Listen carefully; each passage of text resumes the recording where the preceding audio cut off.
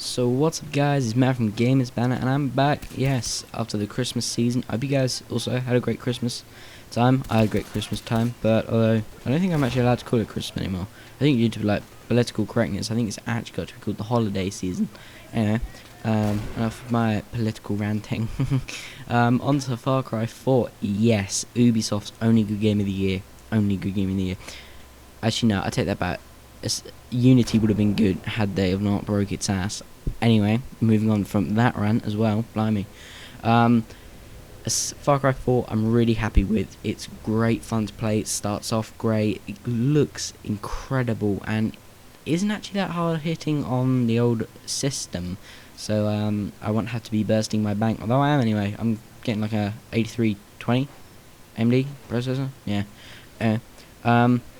It's really good. I'm really happy with it. A lot of people have been saying to me, I don't even know why, a lot of my friends come up to me and they're like, oh, isn't it really bad on PC? And my reaction is, no, it's not. It's actually bloody brilliant.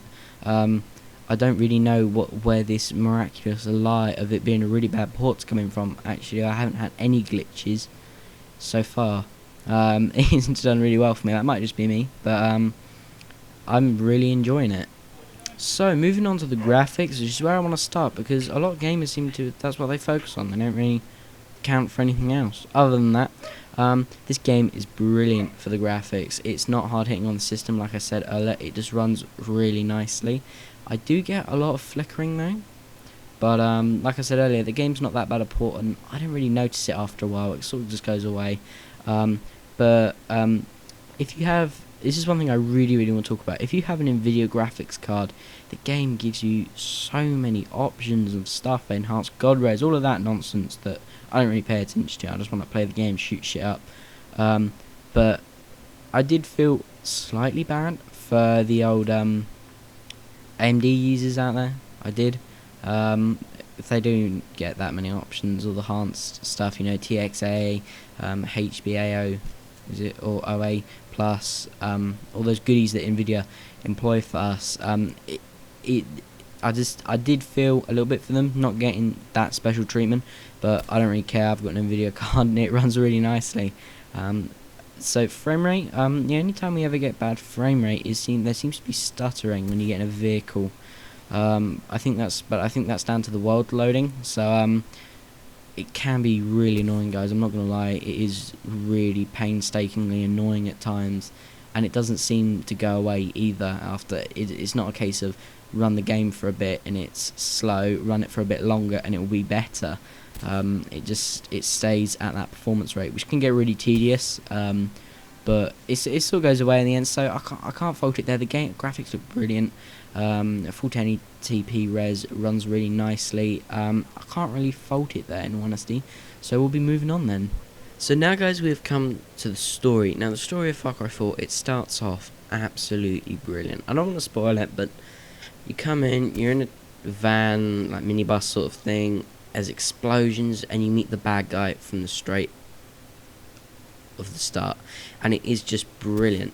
I mean, Pagan Min, I think it's Pagan Min, is a great evil character. He's eccentric, just like Vass was, if you guys remember him from Far Cry 3. He definitely, his character develops really well, and he definitely becomes a favourite character. In all honesty, you get these little phone calls from him whilst you're playing, and it is really interesting to hear his side of the story sometimes. You know, you hear other things as well that are really cool, you know, just to have in there. And it is really great fun, in all honesty. The story develops quickly, you meet characters, you get attached to them, and that's something that's really important for me. There are so many good games out there that have potential, but their story let them down because they didn't attach those characters to you. And that's a really important thing, I think, especially for a game like Far Cry 4, where it is generally single player with the added of small multiplayer. I mean, with those sorts of games, you definitely need to make the story really in-depth and really interesting, which this game definitely does, and it does it brilliantly. So, moving on then. Now, one of the biggest things about an open world game is the world, of course, and I think it's really important when you're reviewing an open world game, you do really in-depthly look at the world, because the world is what is going to be the box in which this game is contained. And if you guys remember back to Far Cry 3, the world in that was absolutely brilliant. A jungle, you know, it was really in-depthly done. There was stuff to explore, stuff to go see, extra activities everywhere. You would find, like, it was supposed to be a island where the Japanese were in World War II. You'd find letters and all of this, and it was a really in-depth world, and you could see that they had clearly put loads and loads of time into it, and it was really nice to see that come through, especially when you're playing the game. So but Far Cry 4, they've done something that no other game seems to do at the moment, and that's do something new, and it's worked. If you said to me, where would I like the next Far Cry 4 to be, I would probably say a remote island, like off the coast of Africa or something, but we've already had that in Far Cry 2.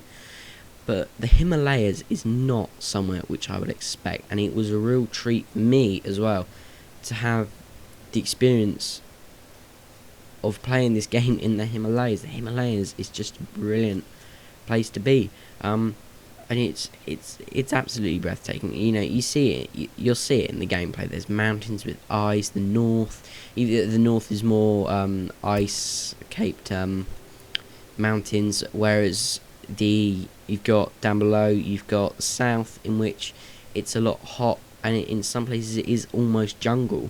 But they've got all of those letters and stuff that's collectibles. There's so many extra missions, it's unbelievable. But they've done something really interesting this time, and that is with the map. Now with the map, what they've done is, I'm not sure if you guys remember when you used to capture a radio tower in Far Cry 3, it would show you all of the locations, but it would never mark the locations on your map. Well, now in Far Cry 4, all of a sudden, we've got this thing where it actually marks them for you. So if you see somewhere and you don't know where it is, you can go there if you want to. And I absolutely love that. It makes exploring really, really good fun. My only real nitpicky complaint with it would actually be that it's somewhat always uphill. Wherever you go in the game, you're always either travelling up or downhill. And that can be really, really annoying. Sometimes there's just no like flat area, but if you're like me and actually in co-op you just like driving about with a couple of friends, it can be really good fun to have races and stuff around the course. So they've definitely done an amazing job on the world. Moving on to the weapons of Far Cry 4, they definitely did a really good job. My only real nitpicky thing was that the recoil patterns don't seem to be frequent all the time, so you'll be playing the game and all of a sudden your gun will be spraying all over the place. But that might just be me, that might just be a PC thing, you know. It might just be a patch, but I doubt it. There are loads of really, really fun guns, you know. We got the bow back, we got all of this stuff, we got the flamethrower, grenade launchers, all of that, you know, all that good fun Far Cry stuff. We've got, there's loads more signatures in this game, that's something that I love, and those signatures are really important to unlocking, whereas they were more of a luxury to have in Far Cry 3. So in Far Cry 4 it does make a massive difference to have loads and loads of these signature weapons that were absolutely great to use. But not only that, I'm not sure if you guys remember from the start of the video, but we had the D12. If you did see that, that was it's actually a sidearm, but it's the most powerful sidearm I think I've ever played with. That thing absolutely wrecks. I think I got a one-hit kill on a tiger with it, which is quite astounding really, because you have to put about 2 mags of an AK into a normal tiger. So it works really well, that gun. Definitely recommend using it. But that gun is great, like fun to use, and they've definitely just made the guns fun to use. It's not a game where I sit down and I think to myself, right, I need to learn the recoil pattern, you know, for instance Counter-Strike or even Battlefield. Actually, I can just sit down and I can just have good fun blowing stuff up, riding an elephant. And I think that's the most important thing to have when you're making a game. So they definitely made the fun of this game absolutely 100% brilliant. And that was something really important to me. So I hope you guys enjoyed the video. That's just about it. I had great fun doing this. I actually had more fun playing the game, I'll be honest.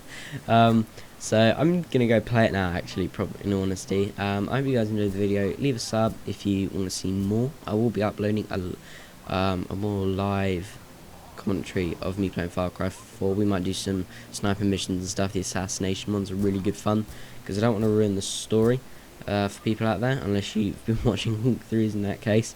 But I hope you guys enjoyed. If you want me to play any other games, I've got Dragon Age Inquisition sitting on my desktop at the moment, which I'm absolutely loving, so I'll probably do a review on that soon. Absolutely loving that game. But that's about it, guys. I hope you guys enjoyed. Leave a sub, like I said. Please leave a like, it always helps. I would say leave a view, but you're watching the video, so I can't really ask for much more. But if you have made it to this point, thank you. I'm a growing channel, and it means a lot for you guys staying around and actually just watching my video. I know not many YouTubers say that, but it's something really important to me that you guys know that you make all of this possible. So I'll see you guys later then. This is Banter signing off.